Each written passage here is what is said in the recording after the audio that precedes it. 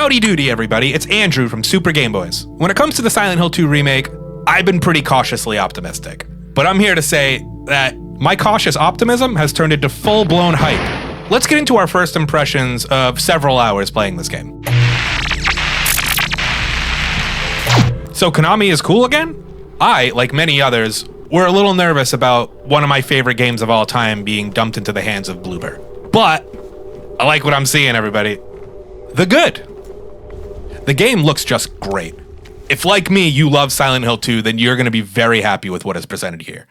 Granted, it's not on par with some other survival horror action-based games, like Resident Evil 4. I mean, it does really look great, but it sounds even better.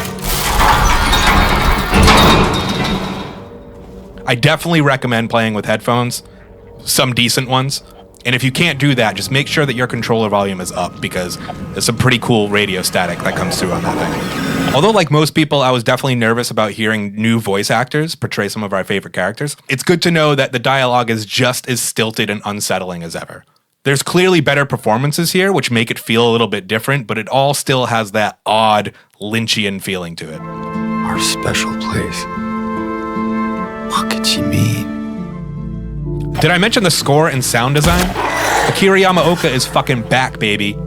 The original Silent Hill 2 soundtrack is one of my favorite soundtracks of all time, and it's just very much expanded upon here. And I'm very glad they got Masahiro Ito to help with the creature design, because everything is terrifying.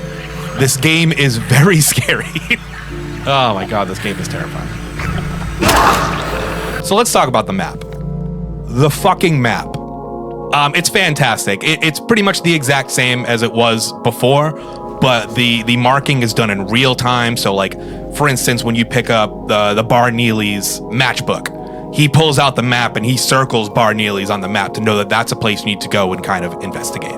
If you encounter a puzzle in the game, like, say, the jukebox, it'll circle where you found the jukebox, and the little line will show you, hey, jukebox, so you know where these important puzzle pieces are, so you don't have to go searching all these places all over again. One of my favorite parts of this game so far is how the map isn't one-to-one. They've expanded a lot on just the overall feel of the town.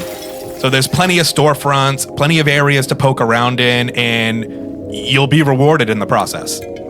Next, I want to talk about the combat, because I really feel like this is going to be divisive to some people. The combat is very reminiscent of the tank controls of yesteryear, but it does have a fresh modern take on it. That being said, it does not feel like a modern action game. This is where Resident Evil 4 Remake, for instance, feels absolutely fantastic. But the limitations in the movement and combat in this game lend itself to that feeling of old survival horror games, and I feel like they do it very well here. And let's remember, James is not an action hero. But the vibrations through the DualSense controller, coupled with that amazing sound design that we're getting, makes for a very satisfying feeling when whacking monsters with a 2x4. The bad. So the game starts off a bit slow for people who are not familiar with the game. It's a lot of just exploration and soaking in the atmosphere, which I love, but I can totally see people not loving so much. Although the camera is pretty stellar for the most part, combat in small areas tend to make it feel not so great. But yeah, I don't really see too many negatives here. If you're a fan of survival horror, I urge you to pick this game up. So let us know in the comments. Did you pick this up? Are you planning on picking this up? If you did, how are you feeling about it? Thanks for watching, everybody. We hope you're as excited as we are about this remake.